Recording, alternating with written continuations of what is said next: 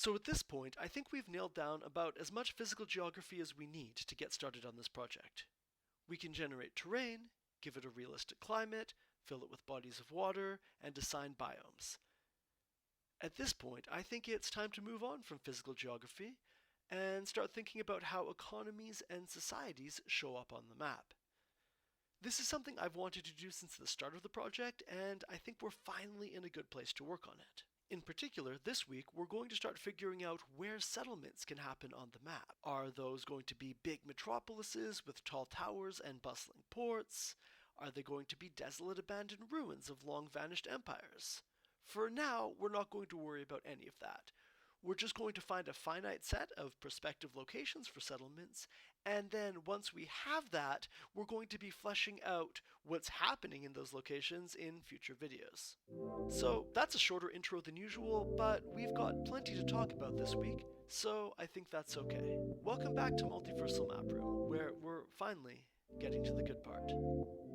In this week's video, we're getting settlement locations figured out.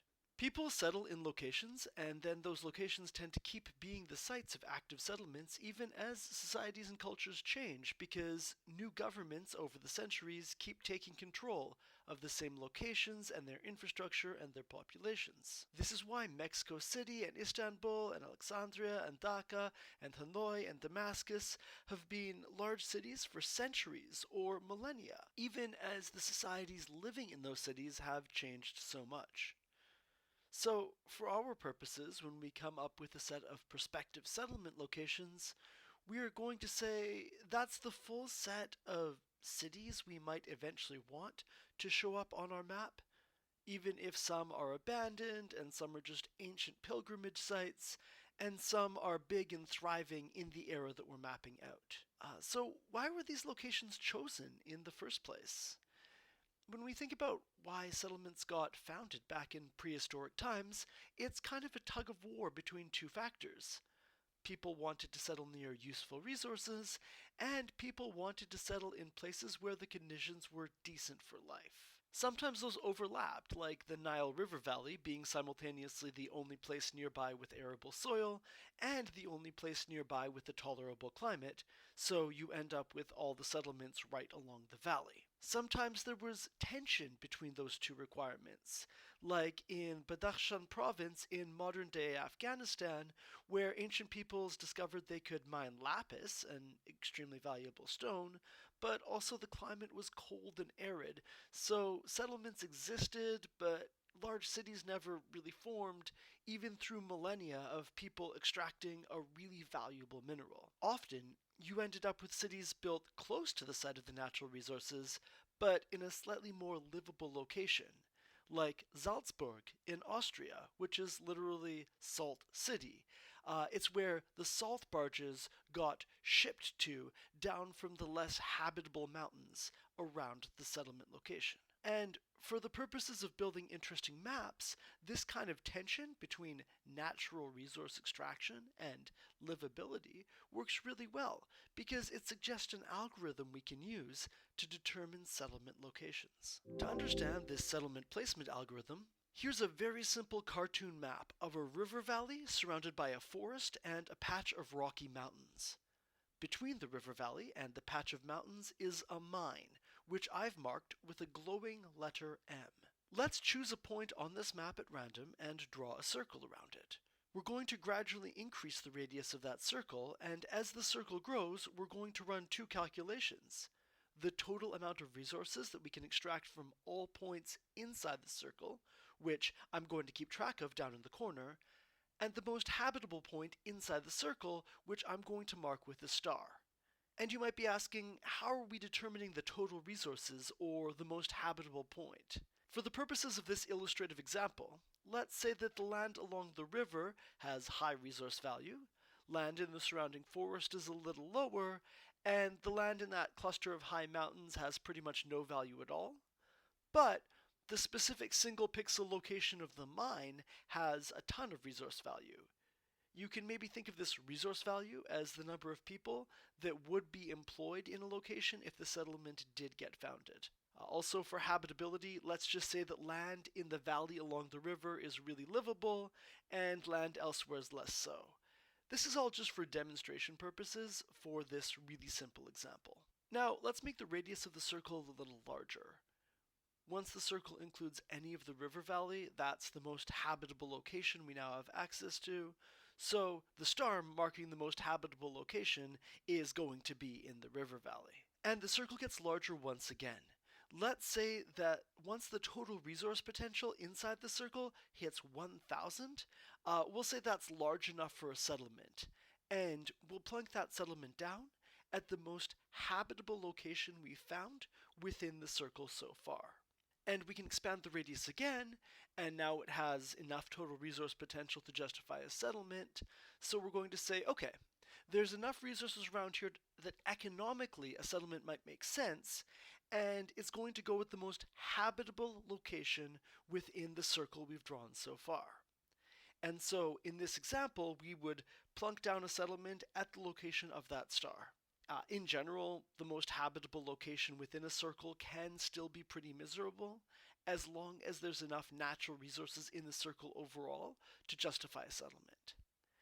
The star is always going to land on the most habitable location within a circle, but that is a relative standard, not an absolute one. To actually implement this algorithm and generate settlement locations on our map, we need to assign two values to each pixel. How valuable is it in terms of resource extraction, and how livable is it for settlement?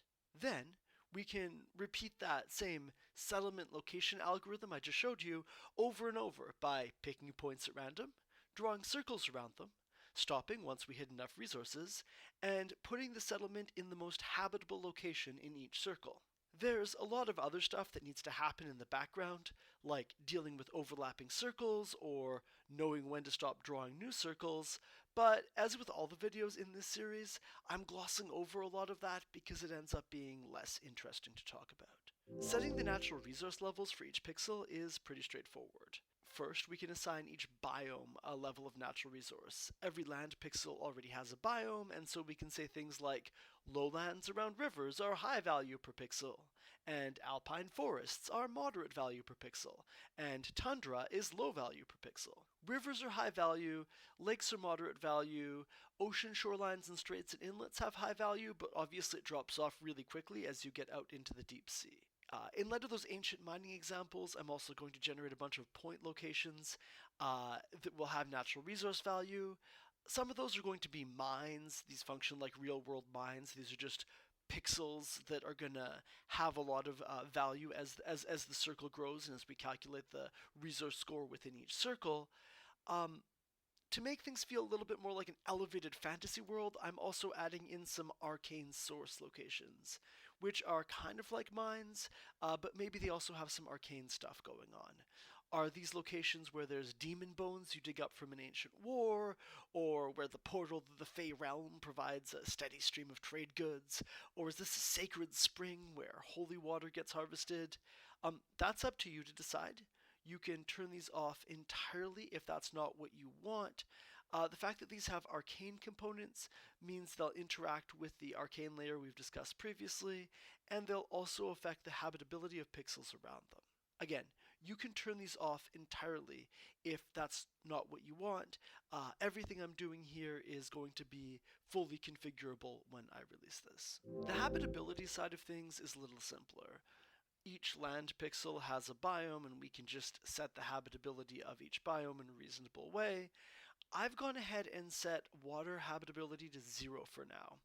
I realize that cities in the middle of lakes or in the remote ocean would have really cool world building potential, but they don't fit within the scheme of maximizing resource extraction, taking into account habitability. I'm also making pixels with high arcanity and the pixels right around them less habitable. This includes the arcane sources we just talked about, but also any islands or volcanoes or mountain peaks or craters or anything else that we tagged as arcane features way back during terrain generation. The idea here is that these are hazardous places that might be less hospitable to live nearby. It also introduces more of that tension between places with useful resources and places you'd want to live. Again, you can absolutely turn this off if you don't like it. That being said, if you flip the sign and make magical locations more habitable than the surrounding land, most of the settlements end up in the most magical locations, and that does not generate a particularly interesting map. So, now that we've built up that whole algorithm, let's see how it works.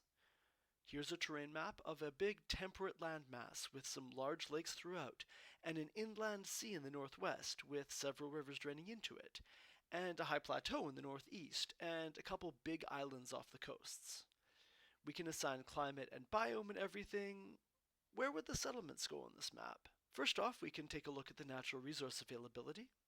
It's higher around rivers, much higher around craters. You can see a couple green circular dots on the map. Those are craters.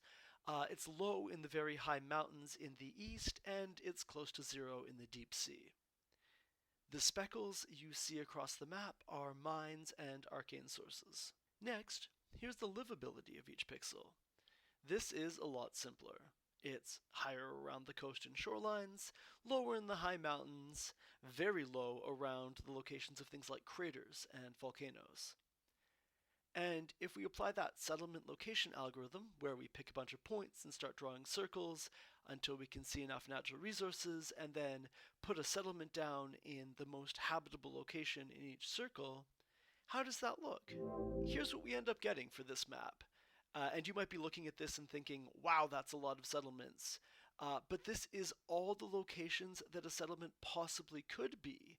So when we assign populations and importance, some of these will be too small to bother marking on a map. As you can see, the locations are clustered around the coasts and around the mouths of rivers, and away from the very high plateau in the east, which I think is realistic.